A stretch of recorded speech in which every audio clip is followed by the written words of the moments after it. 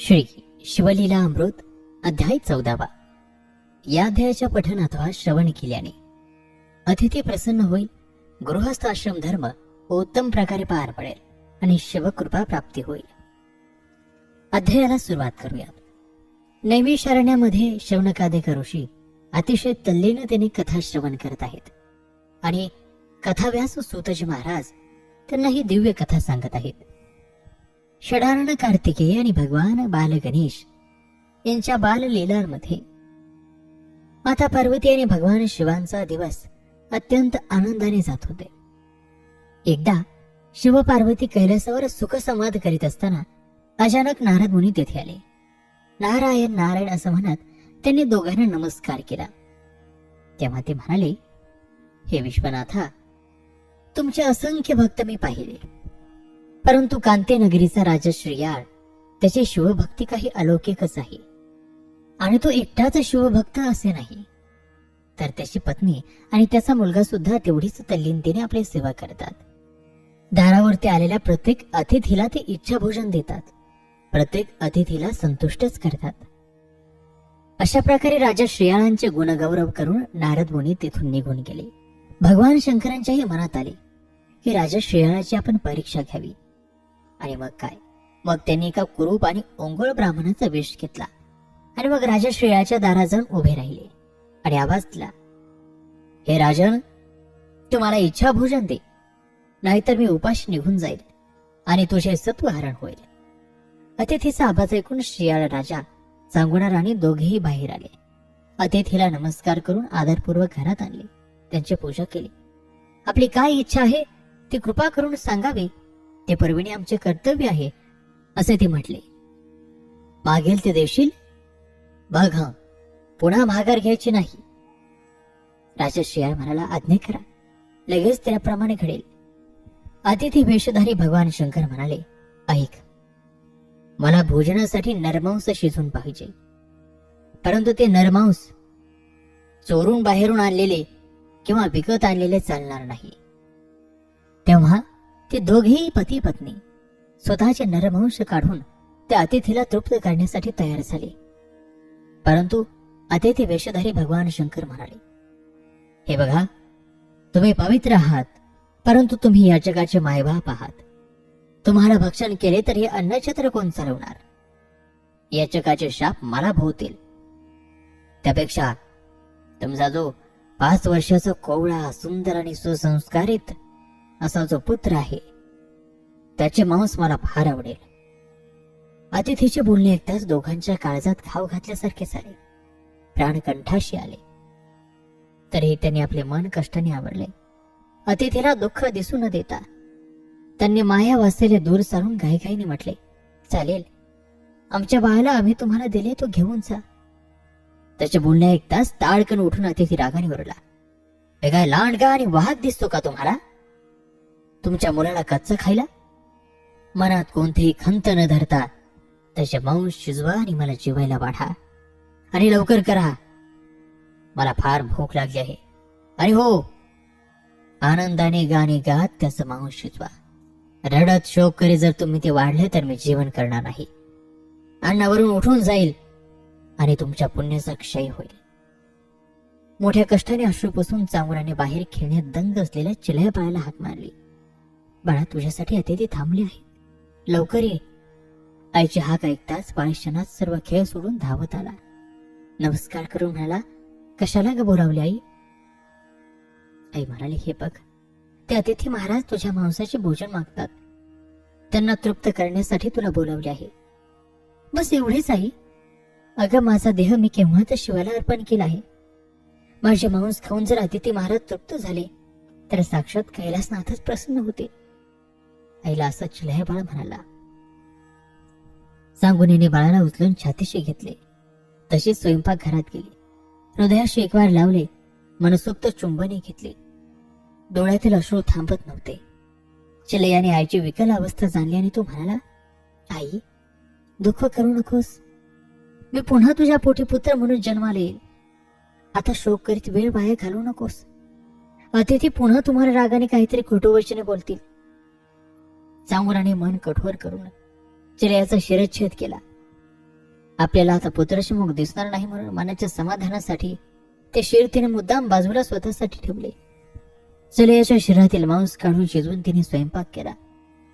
राजा अतिथीला नमस्कार करून भोजनाला चलावे म्हणून बोलवण्यासाठी आला. संपूर्ण ब्रह्मांडाचा वेध घेणारे भगवान शंकरांनी सांगून आपल्या मुलाचे मस्तक बाजूला ठेवले हे अंतर्ज्ञानाने जाणले आणि ते तत्काळ उठून चालायला लागले. त्यांच्या मागे धावत जाऊन राजश्रिया त्यांना विनंतीपूर्वक प्रार्थना करू लागले. काय झाले, काय चुकले आमचे, कृपा करून सांगा. तेव्हा भगवान शंकर म्हणाले, सर्व अवयवांमध्ये मस्तक हे मुख्य आणि तेच तुम्ही चोरून बाजूला ठेवले आणि बाकीचे मांस शिजून माझी समजूत घालता की काय. राजा हात जोडून काकुळतीला येत म्हणाला, रागावू नका. शिरकमलही शिजून आपल्याला खाऊ घालतो. चूक झाली, क्षमा करा. अतिथी पुन्हा आसनावर आले. चांगुराने खिन्न मनाने कठोर अंतकरणाने अतिथीच्या आज्ञेप्रमाणे शिरकमल बाहेर आणले. त्यांच्या समोर उखळीत घातले. तिने सत्वाचे उर्वळ करून धैर्याचे मुसळ हाती घेऊन निर्धाराने चुलयाचे मस्तक काढू लागले. तिच्या अलौकिक धैर्याच्या कृतीकडे स्वतः भगवान शंकर सद्गतीत होऊन पाहत होते. ते म्हणाले, केवळ मी सांगतो म्हणून काढू नकोस. काढताना गाणे सुद्धा म्हण, म्हणजे तुला याचे दुःख होत नाही, तुझ्या मनात खंत नाही याची मला खात्री वाटेल. सांगून गाणे म्हणू लागली आणि गाणे म्हणत म्हणत तिने ते मस्तक शिजवले. मुद्रेवरती आनंद प्रकट करीत अतिथी वेशधारी शंकर म्हणाले, तुम्ही यजमान आहात म्हणून राजे तुम्ही माझ्या पंक्तीला भोजनाला बसले पाहिजे. हे ऐकताच मुलाचे मांस कसे खायचे. राजा भांबावून गेला. सांगून म्हणाले, राजेंद्रा, आता थोड्यासाठी सत्व हरवू नका. अतिथीला बिनमुख पाठवण्याचे कारण होईल. मी चिलया बाळाला 9 महिने पोटात वागविले. तुम्हाला 4 प्रहर त्याला पोटात जागा द्यायला काय हरकत आहे. राजा नाईलाजाने पंक्तीला बसला. चांगुनेने त्यांचे ताट वाढून आणले. पुढे अतिथी म्हणाले, चांगुने, तोही आमच्या बरोबर जेवायला बस. चांगुनाने मनाचा निर्धार केला आणि ते जेवायला बसले. भक्त कसोटीला उतरत होता तो भगवान शंकर त्याची परीक्षा घेत होते. काहीतरी आठवल्यासारखे करून अतिथी म्हणाले, अरे रे रे, धर्मशास्त्राच्या आज्ञेप्रमाणे मला निपुत्रिकाच्या घरी जेवता येणार नाही. फळ नसलेला वृक्ष, दिवा नसलेले घर जसे उदास दिसते त्याप्रमाणे तुमचे घर अशुभ वाटते आहे. अतिथीचे हे बोलणे ऐकून चांगुनाचे तर धैर्यच कळाले. राजा हताश होऊन रडू लागला. हंबरडा फोडून चांगुना रडू लागले, देवा, माझा एकुलता एक पुत्र गेला. ज्यासाठी हे सर्व केलं ते सत्वही गेलं. अतिथीच्या इच्छेप्रमाणे बाळाचे बलिदान केले. हे दयाळू, दयाळू म्हणून तुम्ही कीर्ती असणाऱ्या शंभू शंकरा, आमची दयनीय अवस्था झाली आहे. तुम्ही कोठे आहात. तुम्हाला आमची करुणा का येत नाही. हे महादेवा, थांबा. माझा वंश बुडाला. मी माझे बाळ आता कोठे पाहू.